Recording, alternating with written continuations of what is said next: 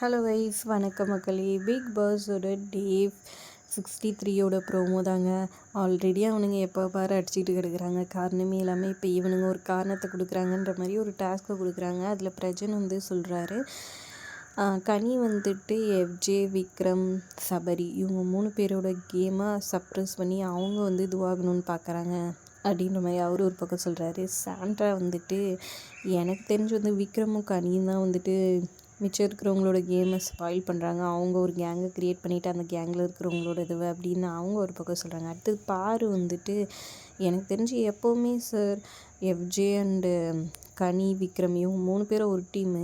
எப்போவுமே மற்றவங்களோட கருத்தை அவங்களுக்கு சப்ரஸ் பண்ணுறது தான் அவங்களோட வேலையே அப்படின்ற மாதிரி இவங்க சொல்கிறாங்க. அப்போ நீங்களாம் என்னம்மா பண்ணுறீங்க? அவங்க அந்த வேலையை பார்க்குறாங்கன்னா அப்போ நீங்கள் என்ன வேலை பார்க்குறீங்க அப்படின்ற மாதிரி தான் தோணுச்சு.